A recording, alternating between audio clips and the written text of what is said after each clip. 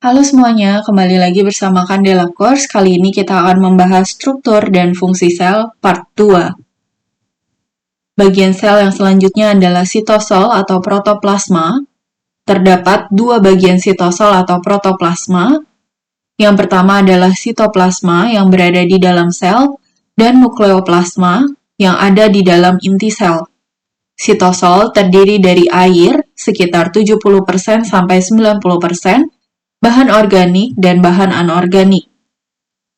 Sifat fisika dari protoplasma atau sitosol adalah merupakan sistem campuran di mana bagian yang terbesar dari protoplasma adalah sistem koloid, di mana untuk koloid diameter zat terdispersinya atau zat terlarutnya antara 0,001 mm sampai 0,1 mm.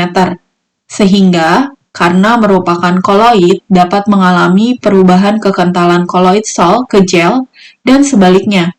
Bila kadar air tinggi, koloid akan bersifat sol, dan bila kadar airnya rendah, koloid bersifat gel. Yang selanjutnya dapat mengalami gerak Brown, yaitu suatu gerak acak molekul dalam koloid yang dipengaruhi oleh muatan listrik, berat jenis, dan suhu. Kemudian dapat mengalami efek Tyndall, yaitu suatu proses pemendaran cahaya bila suatu koloid dikenai seberkas sinar. Kemudian sifat kimia dari protoplasma adalah berdasarkan analisis abu yang dilakukan oleh Sachs.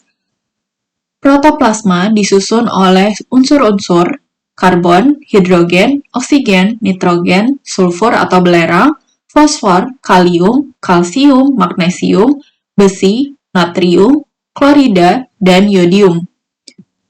Senyawa anorganik yang menyusun protoplasma antara lain air, asam seperti HNO3, HCl, basa seperti NaOH, KOH, garam seperti NaCl, MgCl2, NaHCO3. Senyawa organik yang menyusun protoplasma adalah karbohidrat, lemak, dan protein.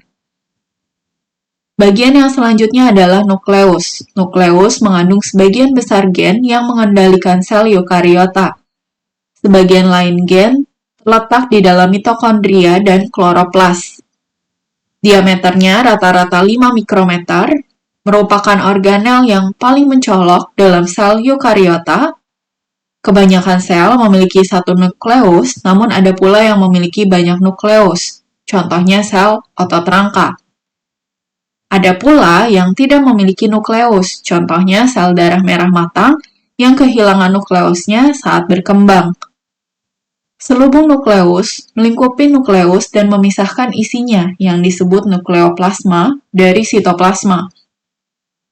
Selubung nukleus terdiri dari dua membran yang masing-masing merupakan lapisan ganda lipid dengan protein terkait.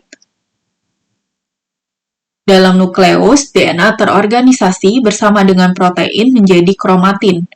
Sewaktu sel siap untuk membelah, kromatin kusut yang berbentuk benang akan menggulung menjadi cukup tebal untuk dibedakan melalui mikroskop sebagai struktur terpisah yang disebut kromosom. Struktur yang menonjol di dalam nukleus sel yang sedang tidak membelah ialah nukleolus yang merupakan tempat sejumlah komponen ribosom disintesis dan dirakit. Nukleus mengendalikan sintesis protein di dalam sitoplasma dengan cara mengirim molekul pembawa pesan berupa RNA, yaitu mRNA, yang disintesis berdasarkan pesan gen pada DNA. Ini adalah gambar dari nukleus, di mana ini adalah selubung nukleus. Ada membran luar dan membran dalam, kemudian ada nukleolus, nukleoplasma, kromatin yang terdiri dari heterokromatin dan eukromatin, kemudian ada ribosom di sini dan ada porinukleus. Oke guys, untuk kali ini sampai sini dulu, kita akan lanjut ke part berikutnya. Jangan lupa untuk like, share, komen, dan subscribe.